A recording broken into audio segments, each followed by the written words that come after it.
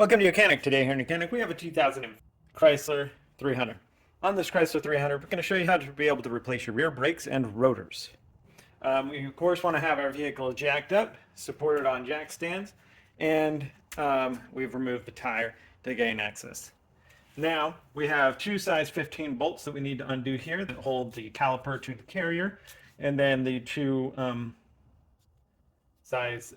these are 18 mils on the inside to be able to hold that the bolt if the glide pins don't come off.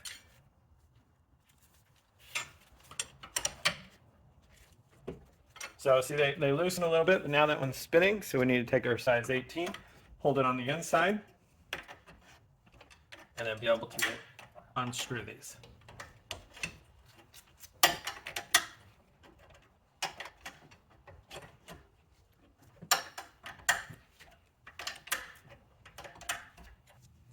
Alright, so for ease, leave that top bolt in a little bit until you get this bottom one loosened.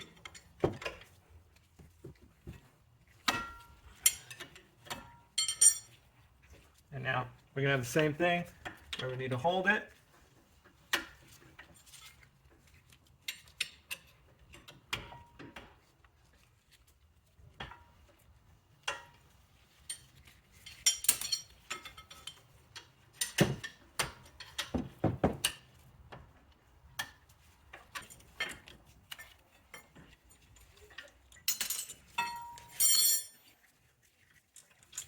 All right, so we have our brake caliper released.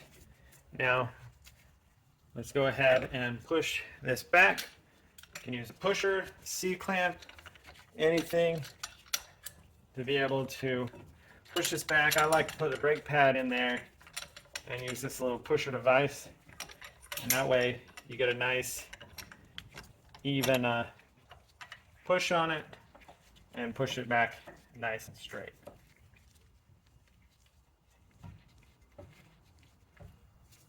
Go. So that's pushed back.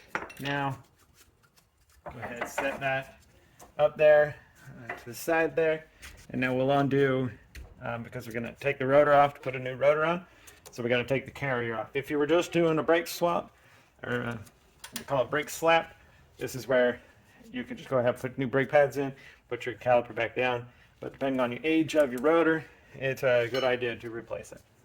So we have two size 18 millimeter bolts on the back here that we need to undo.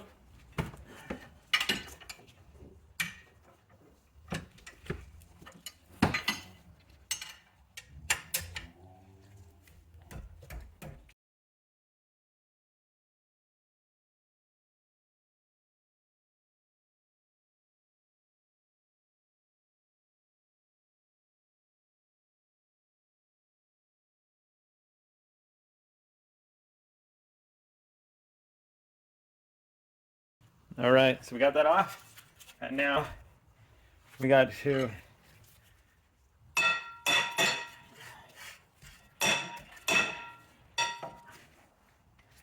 break this rotor free.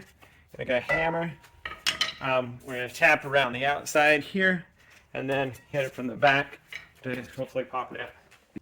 All right, so we were able to get that off. It just took a lot of hammering and working around it, beating it from this side to be able to pound that off. Now we have our electronic brake here for our parking brake, and it comes in there, and we have our adjuster screw on this side. And so if we did need a back, if this was what was binding it up, these drum brakes, then we can be able to get a screwdriver in here and twist this little thing back. This right here, that's what you would twist back with your screwdriver from the back side to be able to get these to release some if you needed to. So we've got that all undone. You want to try to get a little bit of that corrosion off. You've got a sanding wheel or anything in there. You try to get it off so that the next time if you need to take it off, it's not going to be as bad. Well, so we're ready to go ahead. We've got our brake rotor. There we go. Line that up, put that on there. A lot of times new brake rotors come with kind of coated with an oil on it, so you'll probably want to clean it off with some brake clean or something like that.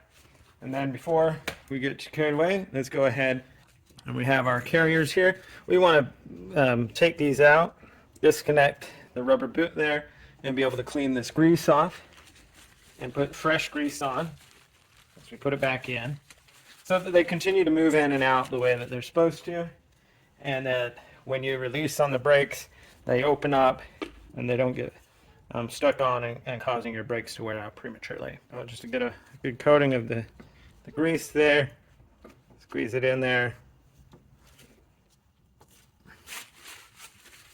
I just want to make sure too we get a good coat where this touches here, because that it also gives a good seal to keep the water and the moisture out from getting in here.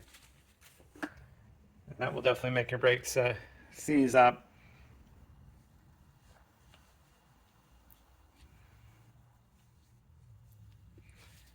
And then there we go. Right. So we got a little bit of air bubble in there. That's what does that. Stick it out. So if you just pull the little thing back, press it in, you'll get those air bubbles out. Okay. So there was these little glides on here. We got new ones with our brake. So we're gonna put the new ones on.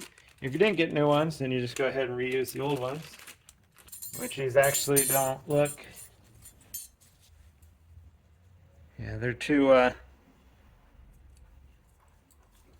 large. So somebody was off on that.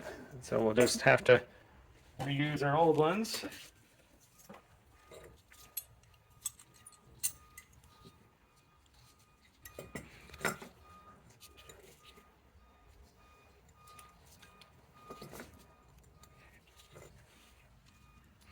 I call them glides. They're shims. They're metal shims.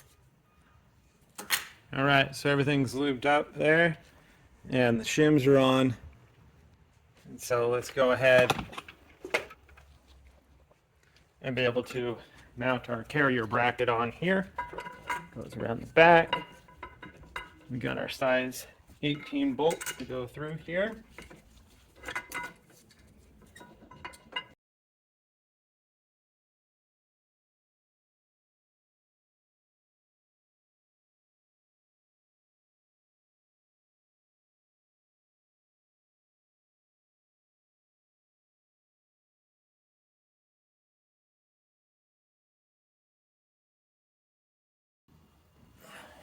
All right, those are good and tight there. Now let's go ahead and take our brake pads and put them on. They can go on anyway, it doesn't matter, as long as we get the curvature of the way the rotor runs. And we got wear sensors on all sides. There we go, installed in there. Now we just bring our caliper down here,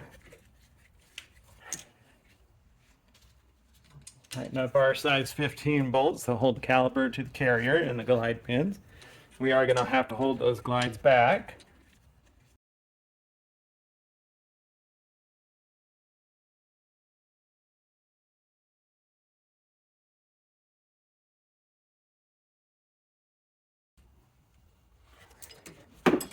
All right, we tighten them up.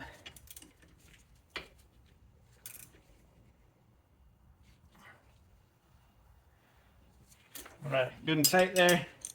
And then go ahead and put your tire back on and then be able to set the vehicle down. You're going to want to repeat this process for the other side to replace those brakes and rotors.